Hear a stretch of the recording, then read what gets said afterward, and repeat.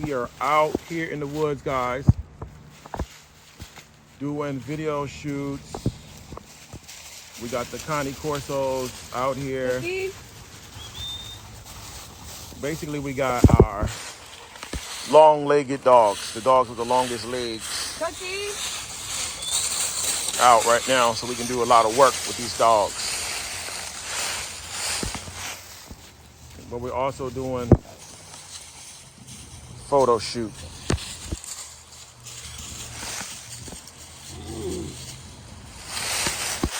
But also what we're doing is we're teaching the dogs to stay close.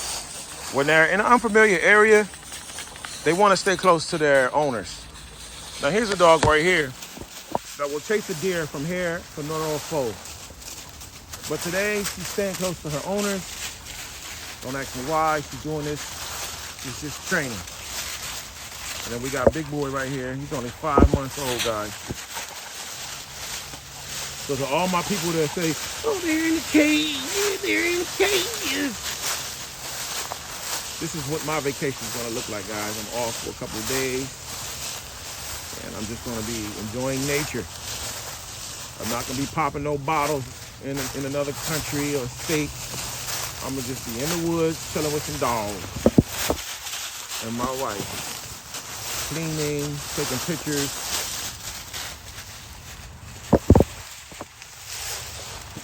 You know, this is our beginner camera. You know, we're gonna get another camera, but I figured we'd master this one first before we get the new version. Spent like $700 on that camera, and we're just now using it. So when you are a dog connoisseur, whether you train dogs, whether you make pet food, whether you watch dogs, whatever you do with dogs, you know, a lot of you guys think you're just gonna have a litter and then that's it. Man, listen, you gotta be a dog trainer, a dog nutrition. You gotta be a vet. You gotta know how to wash the dog. You gotta be a dog groomer. You gotta be a photographer. You gotta be a videographer. You gotta be a video editor. You know what I mean? You gotta be a commentator. You gotta be an expert on dogs. You gotta be a janitor. You gotta clean up after these dogs. Sanitation, waste. You gotta do the vaccinations. You gotta be a people person. Man, it's a lot of aspects to this game. As you master one part of the game, then you wanna expand on the next part.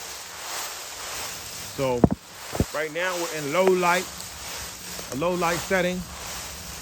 You know, each time we're gonna go out, we got another lens. We're gonna use our different lenses, and we're gonna practice. These, what I'm using right now is my iPhone 15. You know, I could get the iPhone 16. I gotta figure out what kind of lens it got, but these iPhone pictures don't really translate well to websites. You know, that's all I'm gonna say, websites. I mean, it's a possibility that the iPhones can, if you know what you're doing, but as far as saving and storing the pictures and all that, you know, we wanna start transitioning from using our phones to using video cameras, recorders. And I don't know anything about a camera. I don't know anything about, you know, too much about social media, just the outreach, man, but you gotta learn it. If you wanna mess with these dogs, man, you gotta be improving on your game. A lot of people think they just gonna have a litter and that's it. And a lot of people think that they're not gonna have to ever adapt or think about what they're doing. They just keep breeding the same two dogs over and over, over and over, over and over, over and over, over and over. But remember, what you put into this game is what you get out of it. You know what I mean? You call it a Cookie? business. She's still close. I think I can hear her.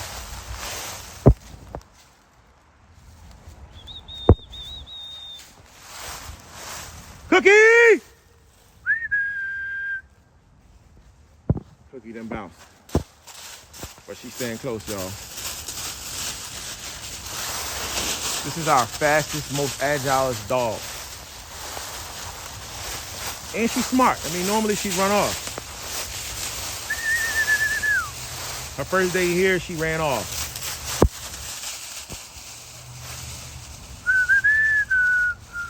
It's just something about a dog that's fast that it can excite you. You know, we like to breed these big, gigantic dogs, but having a smart dog or fast, intelligent dog is very important too. You know, you can have bullies, but then you might want to have that one dog that can just, you know, keep up with you. Even our kind of Corsos can keep up. They're not athletes, but they're guard dogs. As you can see, their capabilities. They want to stay close to their owners, never going that far away.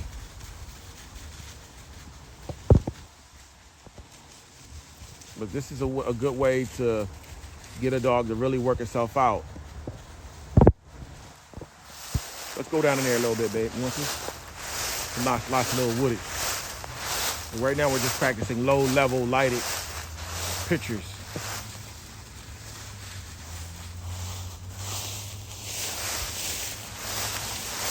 And each time we go out, we're gonna, you know, just really start focusing on this photography. Woo-hoo. This guy's getting more agile. Now he came from somewhere where there was 2 acres of land. But the first day we took him out, he couldn't keep up. So even though he was sitting on, 2 or 3 acres of land,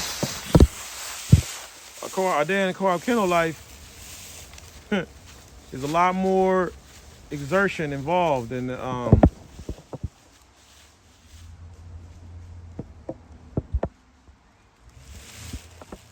Ooh, look at me lying. Now I want y'all to know they're up high, guys, and they're far away. 25 yards maybe.